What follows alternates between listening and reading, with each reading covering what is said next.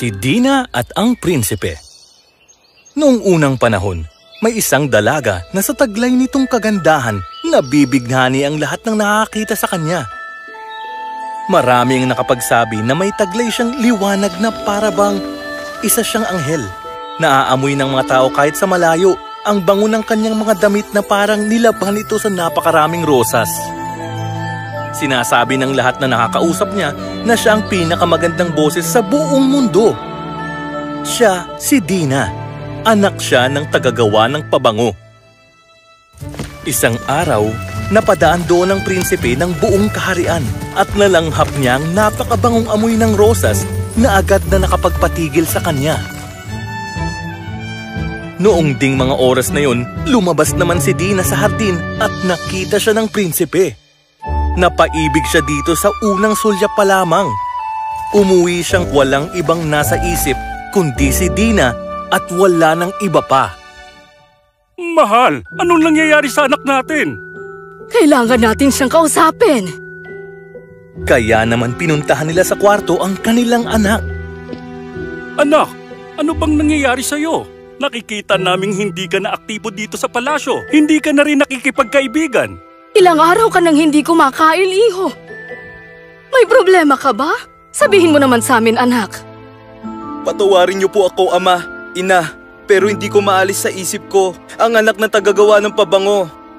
Hindi siya prinsesa, pero siya ang pinakamagandang babaeng nakita ko sa buong buhay ko. Mahal na mahal ko na po siyang talaga. Ano naman kung hindi siya prinsesa? Kung mahal mo siya, ipapatawag ko agad ang tagagawa ng pabango para humingi ng permisong magpakasal sa'yo. Talaga po? Salamat po, ama. Teka, sandali! Ano yun, mahal ko? Alam kong pwede tayong humanga sa kagandahan ng isang tao. Pero may mas importante pang bagay bukod dito. Kung sakali bang mawala ang kanyang kagandahan, mamahalin mo pa rin ba siya, anak? Tama ang iyong ina. Pag-isipan mong maigi, anak. Pansamantala lamang ang kagandahan. Alam ko po yun, ama. Yan ang dahilan kung bakit nahiya akong sabihin sa inyo ang lahat ng ito. Gusto ko siyang mahalin ng buong buo. Kung ganon, maghintay ka ng 1 taon. Umalis ka at maglakbay. Mamuhay ka na para bang hindi mo siya nakilala. Huwag mo siyang banggitin kahit na kanino. At kung mahal mo pa rin siya pagkalipas ng 1 taon, ipapakasal ko na kayong dalawa, iho. Sige po, ama. Gagawin ko po.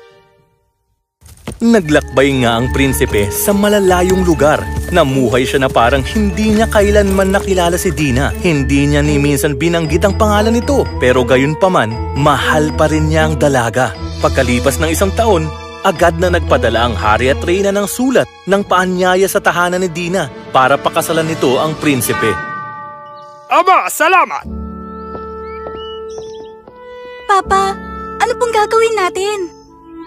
1 taon ka nang hinihintay ng Prinsipe, Dina. Matalino at matapat ang ating prinsipe. Totoong iniibig ka niya. Pero paano po kung mapahamak siya ng dahil sa akin? Magtiwala ka sa puong may kapal. Magtiwala ka sa buhay na ibinigay sa'yo, iha. Kung ganun, sasabihin natin sa hari na mananatili ako sa palasyo ng buong araw. Pero uuwi po ako dito pagsapit ng gabi. Sige, ako nang bahala. Pumunta ang ama ni Dina sa palasyo. Ibinahagi niya ang kagustuhan ni Dina sa mahal na hari. Mahal na hari, ikinagagalak namin tanggapin ang iyong imbitasyong kasal. Pero may isang kondisyon ng anak ko bago siya pumayag. Sa pagtira niya dito, mananatili siya sa buong araw sa palasyo. Pero papayagan niyo siyang umuwi sa bahay tuwing gabi. Sa totoo lang, mukhang kakaibang hiling niyo, Ginoo. Ngunit kung papayag ang aking anak, sige, hahayaan kong gawin nilang mag-asawa ang gusto nila. Naganap nga ang isang napaka-ingranding kasalan. Masayang-masaya silang dalawa. Kahit alam ng prinsipe na kailangang umuwi ni Dina tuwing gabi, masaya naman siyang makakasama na ito ng buong araw. Ngunit hindi niya inaasahan na nangyari ng sumunod na araw pagkatapos ng kasal. Bakit umuwi ka agad sa iyong ama pagkatapos ng kasalan? Gusto ko lang malaman. Masaya ka ba? Tignan mo ito, may dala ko para sa'yo. Gusto mo bang sumama sa akin maglakad sa labas? Nagtagal ng ilang buwan ng ganitong sitwasyon. Gabi-gabi umuuwi si Dina sa kanyang ama. Pagsapit ng umaga, bumabalik sa palasyo si Dina. Buong araw lamang siyang umuupo sa tabi ng bintana na hindi man lang tumitingin sa prinsipe. Mahal na mahal ng prinsipe si Dina kaya hindi niya magawang magalit dito. Mahal mo ba ako, Dina? Sabi mo sa akin kung paano kita mapapasaya. Masaya na akong tumingin ka sa akin ngayon. Salamat. Totoong mahal ng prinsipe si Dina, ngunit nalulungkot siya tuwing naiisip niya na hindi niya ito mapasaya. Isang araw habang naglalakad siya sa kanilang hardin, nakasalubong niya ang kanyang kaibigang hardinero. Mahal na prinsipe, nalulungkot akong makita kang hindi masaya. Sabihin mo sa akin kung anong problema. Hindi ko na alam ang gagawin ko, John. Walang araw na hindi umuwi si Dina sa kanyang ama tuwing gabi. Pagdating niya ng umaga, hindi niya ako kinakausap o tinitignan man lang. Mahal ko siya pero hindi ko alam kung paano siya pasasayain. Anong gagawin ko? Meron akong bagay na makakatulong sa'yo. Dalhin mo ito, mahal na prinsipe. Ihalo mo sa tubig ang laman ng pulang bote. Kapag ininom mo ito, maglalaho ka at walang sino man ang makakakita sa iyo. At kung gusto mong bumalik sa dati, uminom ka naman ng tubig na hinaluan nitong laman ng berdeng bote. Huwag mong kakalimutan ng sinabi ko sa inyo. Maraming salamat, John. Kinagabihan, ginamit ng prinsipe ang pangpalaho. Sumakay siya sa karwahe kasama si Dina na pauwi sa kanyang ama.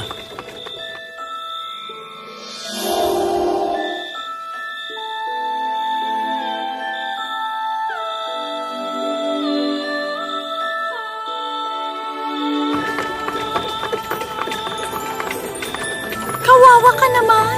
Napakalungkot mo siguro. Alam mo, napakasama ako sa prinsipe. Gusto ko na sabihin sa kanya lahat pero hindi pwede. Malinaw ngang mahal na mahal ka niya para hindi kanya piliting magsalita. Purihin ang hari ng kalangitan! Simulan na ang konserto! Umawit si Dina at ang mga anghel, taglay ang pinakamagagandang boses nila. Umawit sila hanggang umaga, hanggang sa patigilin ito ni Indra. Panginoon, gusto ko pong... Hindi pa panahon, Dina. Pagbalik sa palasyo, ininom ng prinsipe ang tubig sa berdeng bote. Agad niyang kinausap si Dina. Dina, meron akong kakaibang panaginip kagabi. Nakita kita sa isang karwahe kasama ang isang anghel at kumakanta ka sa harapan ng hari ng kalangitan. Pero hindi ko maiwasang maramdaman na meron kang dinaramdam. Ano ba talagang problema, mahal ko?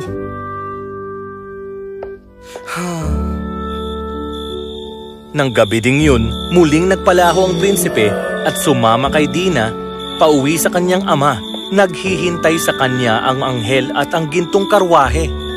Mukhang higit na mas malungkot ka ngayon kaysa dati, Nakikita ko naghihirap ang prinsipe at wala akong magawa para tulungan siya ngayon. Mahal mo ba talaga siya, Dina? Higit pa sa buhay ko, pero hindi ko pa rin ito masabi sa kanya. Sandali pa at nakarating silang muli sa palasyo ng kalangitan. Nang gabing yun, napuno ng magagandang dekorasyon at diamante ang bulwagan ng kalangitan. Sa gitna nito, naroon pa din ang malaking sulo katulad ng nakaraang gabi. Purihin ang hari ng kalangitan! Simulan na ang konserto! Umawit muli si Dina at ang mga anghel. Ito na yatang pinakamagandang boses na pwede mong marinig. Umawit sila hanggang umaga, hanggang sa patigilin ito ni Indra. Panginoon, kasi po... Hindi pa maaari, Dina.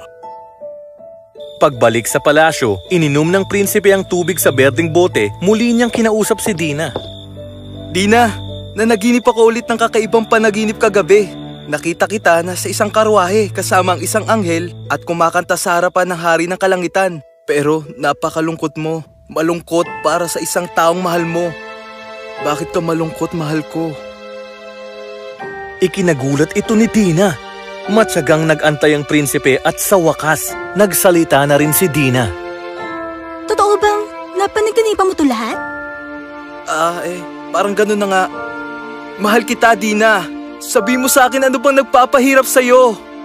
Kung talaga mahal mo ako, huwag mo na ako susundan ngayong gabi, naintindihan mo? Sige, ikaw ang masusunod. Nang gabing iyon, hindi nga sumabay ang prinsipe kay Dina. Sumakay silang muli sa gintong karwahe. Dina! Kinausap mo ba talaga siya ngayon? Oo. Alam mo bang ibig sabihin nun? Bahala na. Nang gabing iyon, umawit sila ng buong gabi sa palasyo sa kalangitan. Kinaumagahan ng patigilin ni Indra ang konsyerto. Panginoon, ano po? Hindi pa! Nakipag-usap ako sa kanya. Ano? Kahit alam mong...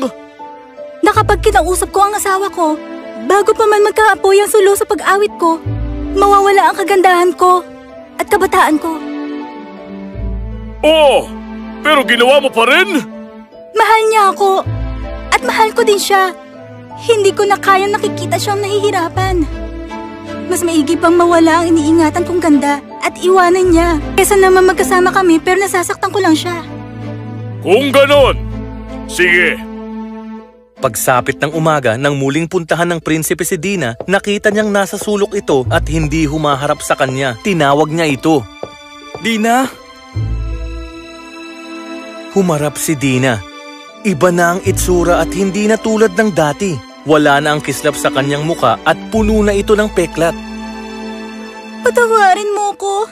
Nasa ilalim ako ng sumpa na kapag kinausap ko ang asawa ko, bago maapuyan ang sulo sa aking awit, mawawala ang aking kagandahan. Ngunit hindi ko kayang saktan ka na matagal. At ngayon, heto na ako. Sa wakas, kinausap mo din ako. Nagawa mo talikuran ng kagandaan mo para lang sa pag-ibig mo sa akin, Dina. Hindi na nagbago ang tingin ko sa'yo. Mahal kita! At mananatili kang pinakamagandang babae sa aking paningin. Ito ang apoy ng tunay na pag-ibig na marunong magsakripisyo. Hindi nagtagal, bumalik sa dati si Dina. Dina, nagbalik ka na! Patawad dahil nasaktan kita. Ngayon, hinding-hindi na kita iiwan kahit kailan. At sa wakas, nakamta na din ng prinsipe ang pagmamahal ni Dina. Namuhay sila ng masaya sa piling ng bawat isa na may buo at wagas na pag-ibig.